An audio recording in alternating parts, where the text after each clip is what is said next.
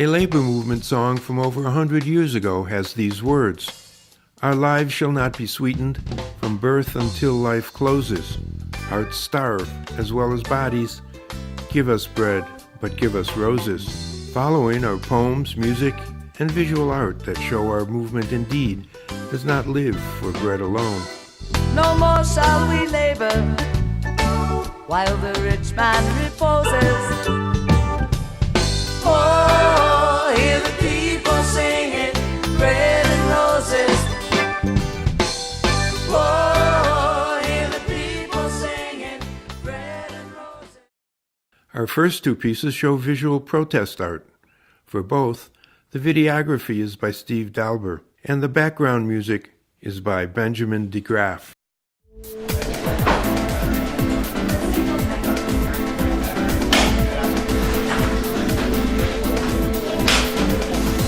14.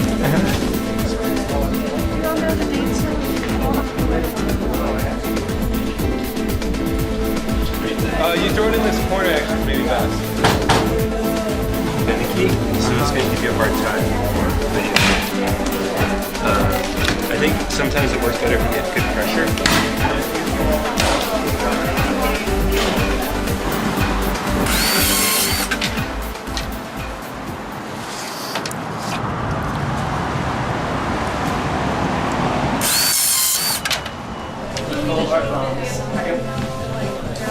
Well, it would be great. They're gorgeous.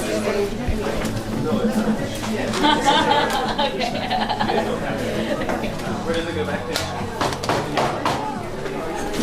So I'm gonna go around.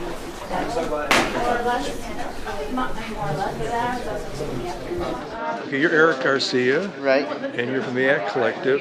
What is that? The Act Collective is... We're a collective of artists and activists. We've been together for a little over a year. We came together to support grassroots movements and different needs by local communities and contribute our creative capacity to support the movement for social change. Another thing we would add is just that to uplift also the idea of it being collective. Doing it, together with others, really both might sharpen your own creative practice, but also is part of building a movement as well. Is it kind of like being in a band? No. Well, we are surrounded by a bunch of art rock stars. So that's for sure. Can I have your name, sir? Sure. My name's Ivan Arenas.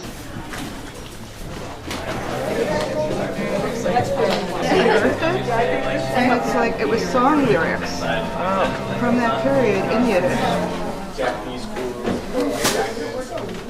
I started writing it, and then what it ended up being.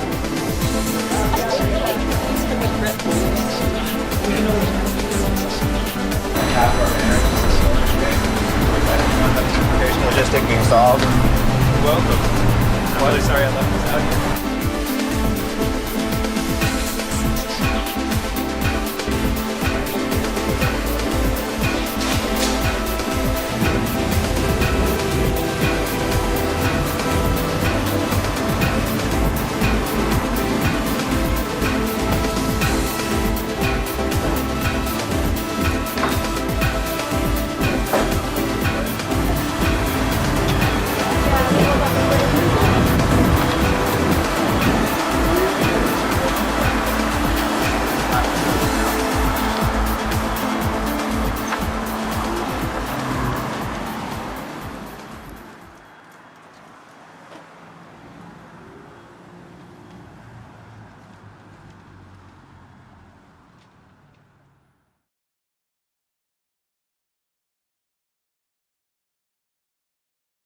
This second piece, an exhibit of anti-war visual art, is narrated by artists and Iraq War veterans Aaron Hughes and Ryan Griffiths.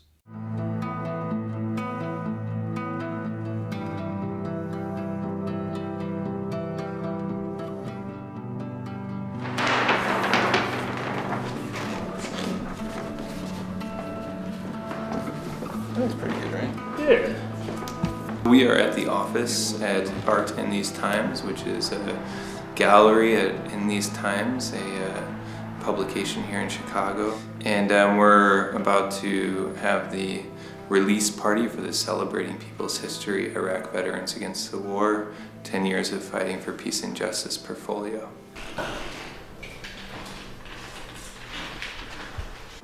Yeah, well, this poster project is about people's history.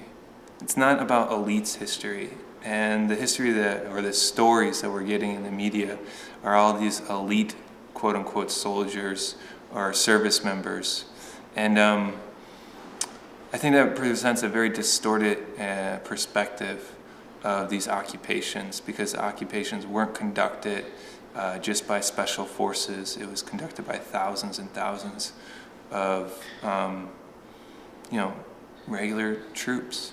And I think our relationship to the military and our relationship to the experiences of the Iraqis and the Afghans is a lot different than perhaps someone that's in the special forces, or a general, or an officer, a media pundit, or a military spokesperson. And that's what we're hearing. And I think it's time that we reclaim that narrative and hear from the folks that drove the trucks of the occupation, that were the MPs of the occupation, that walked the streets on a daily basis, that sat in guard towers on a daily basis.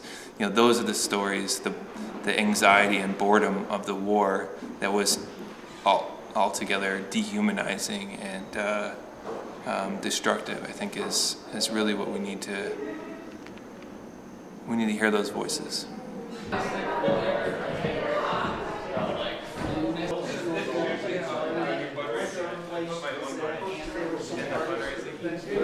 This is a print called "Every Bomb Dropped on Iraq Explodes Along the Gulf Coast." It's a print that I did with my collaborator Sarah Ross, and the title of the print comes from a slogan that was used by the Iraq Veterans Against the War and Hurricane Katrina survivors and other anti-war organizations who organized a march from Mobile, Alabama to New Orleans. And they drew their slogan from a series of speeches that the Reverend Dr. Martin Luther King gave, where he was explicitly linking militarism and war to economic injustice and racism at home in the United States. And I'm trying to remember the exact words that he used, but it was to the effect that every bomb dropped in Vietnam exploded here at home, and he was explicitly talking about the devastation that was happening in cities at the time in the late 60s due to economic restructuring and other things at the time. And that became our inspiration for the print.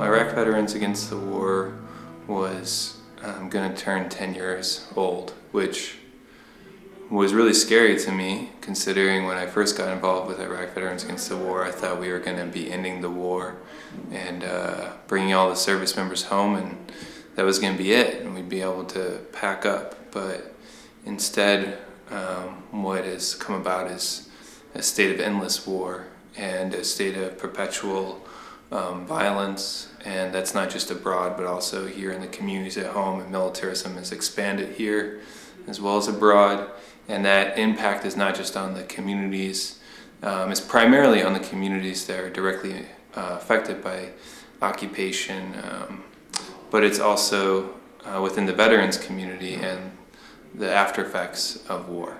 And so this portfolio is trying to track our 10-year history,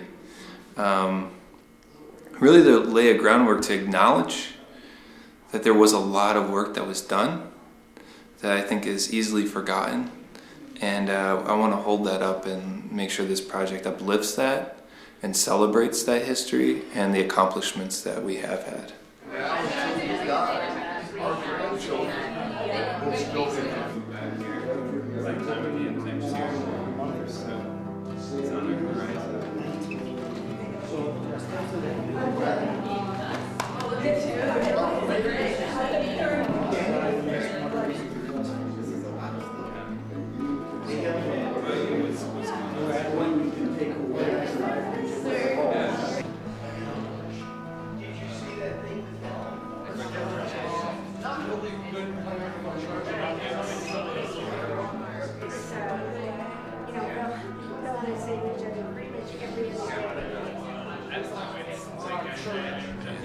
This whole project, celebrating people's history, was Iraq Veterans Against the War, was inspired out of popular posters that were used in the 60s and 70s to educate different communities about different struggles that were happening and to inspire people to take action.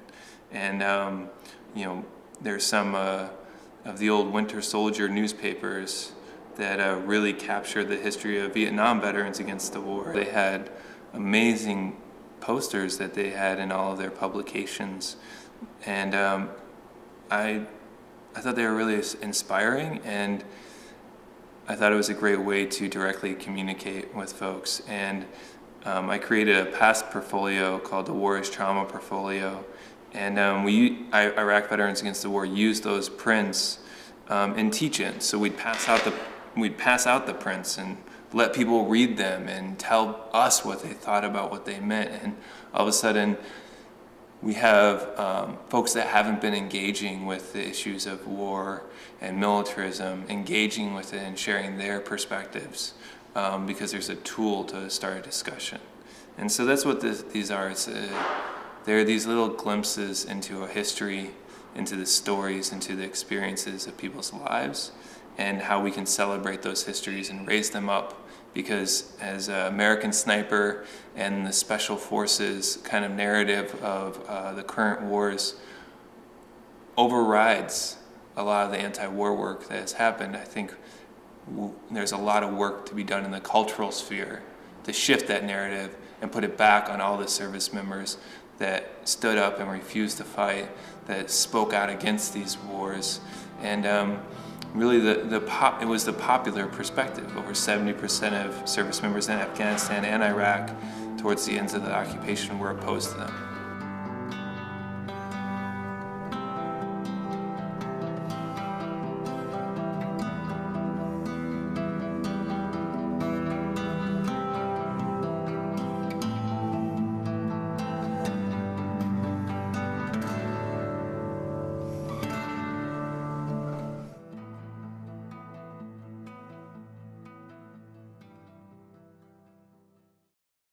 Our next piece presents a young poet named Daisy, reciting from memory her own poem in front of network cameras at a protest in Chicago against the mayor's school closings. Today marks the end of 1,000 careers for picture wordsmiths, painting sounds with fingertips. There isn't the time anymore, or the money. My school's budget anchored, and in black and brown neighborhoods they'll be drained clear to the ground. Old teachers will linger in the air like ghosts, sometimes hearing their voices like a breath of fresh air tinted with the perfume of someone you used to know. You'll be twisted back somehow into a smoky nostalgia and realize the feeling is wanting to go to art class. I want to make art about how we are not allowed to make art, but these hallways are plaque-filled vein, constricted vessel that we no longer flow through. Classrooms packed tight with jello dripping teenagers oozing through cracks in doors, windows, lockers, not even enough trees in the room to supply the necessary oxygen. My high school's cadaver body is nothing but bone and formaldehyde joint, a complex organism reduced to spare parts that no longer produces extraordinary thinking machines. The surgeons have finally picked out enough muscle tissue for symptoms to begin to show. They sell the organs of our system on the black market, never taking enough to be accused of crime, and even then their whiteness would save them. They always threaten to grab for the art, but it's the hardest to get to, kept directly underneath collarbone and vein, but now they've cracked us open and their cold, gloved hands are digging through the student body cavity, looking for anything worth enough to trade. The surgeons come to us when they can't fix their own messes. With soap or peroxide they come, taking our textbooks, talking behind our backs, stealing our lunch money. So tell me, Rauner, where's the real bullying problem? The Board of Ed won't leave us be. They are hornets, circling the trash can leftovers of a system that was built broke on purpose. They want to privatize every inch of our body, expecting us to function with 22% of our hearts taken out. The time is now for the blood to raise our voices. We have been circulating a broken system far too long, functioning only enough to keep gasping our art's last dying breath. We scream in numbers. we Union Red. We painting pictures of 800 students in the streets. Whose streets? Our streets. We deadly, we lively, we hear, we screaming for those who were never heard in the first place. We are ready to take back what is ours and make ourselves whole. In our last segment, it's labor music. Here are 3 protest songs performed by internationally known troubadour, folk musician, and seasoned entertainer Anne Feeney. Here's Anne Feeney. Feet are tired, but my soul is rested. My feet are tired. My feet are tired. My feet are tired, but my soul is rested. 1955, that's a lifetime ago. Remember I Like Ike, remember Jim Crow. Montgomery, Alabama, sleepy southern town. That woman started something when she sat down. My feet are tired. My feet are tired. Oh, my feet are tired, but my soul is rested. People walk to work in the morning light. Thousands walking home from their jobs at night. The days turn to weeks, the weeks turn to months. It was more than a year before it was one. My feet are tired. My feet are tired. My feet are tired, but my soul is rested. Working back then, you would hear people say, I only want my kids to see a better day. I've thought it over and I've changed my mind. I want to see freedom in my time. My feet are tired. My feet are tired. Oh, my feet are tired, but my soul is rested. My feet are tired. My feet are tired. Oh, my feet are tired, but my soul is rested.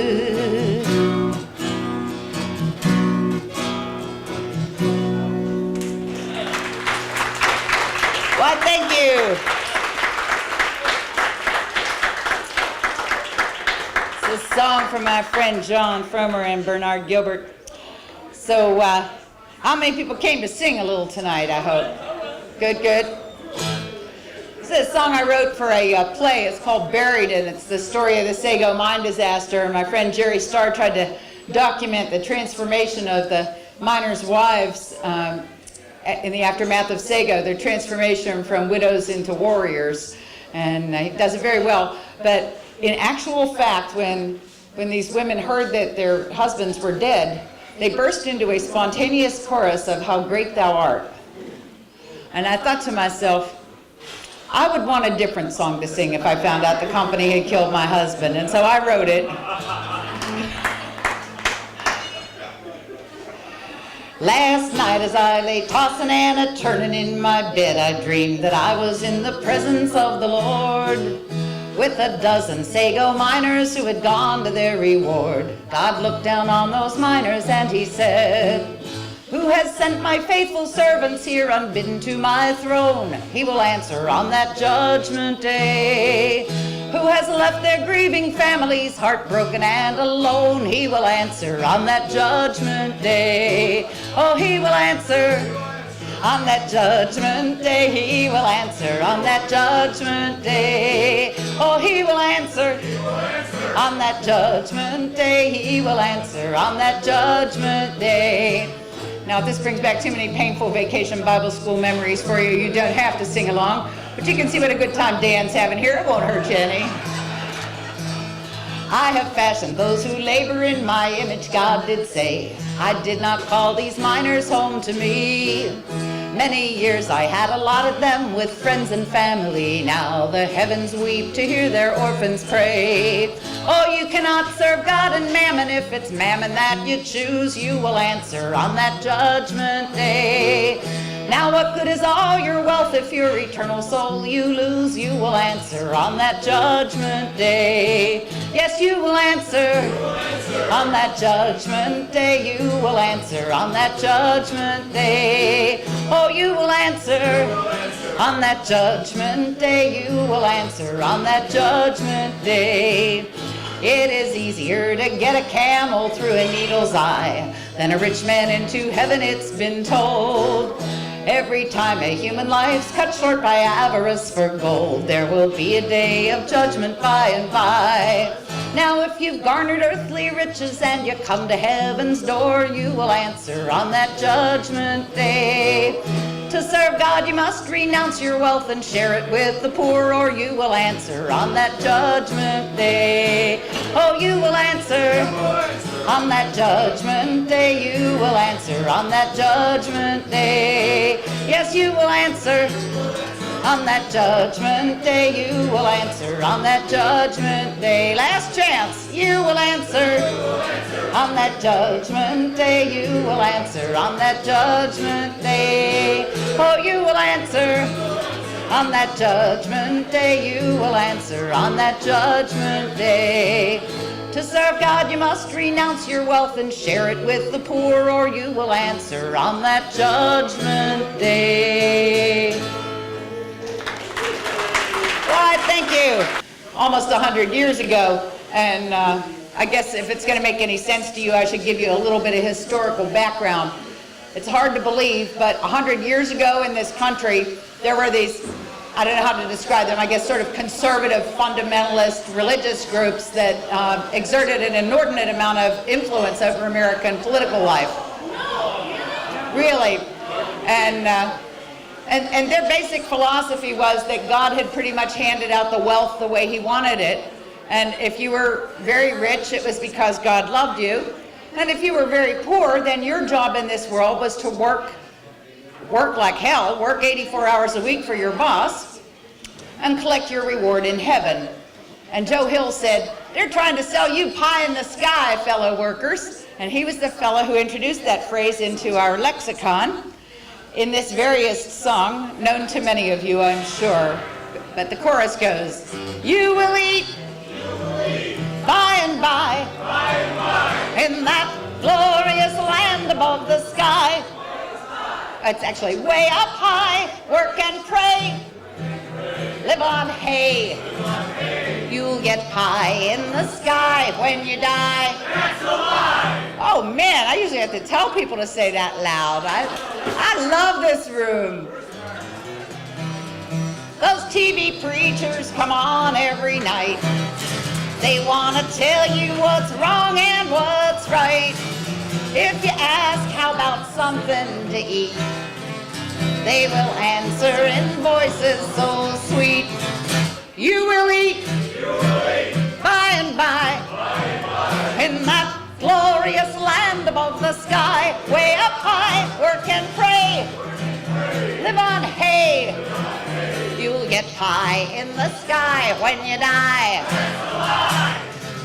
Oh, the Starvation Army, they play, and they sing and they clap and they pray, till they've got all your coin on the drum. Then they'll tell you when you're on the bum. You will eat by and by, in that glorious land above the sky. Way up high, work and pray, live on hay.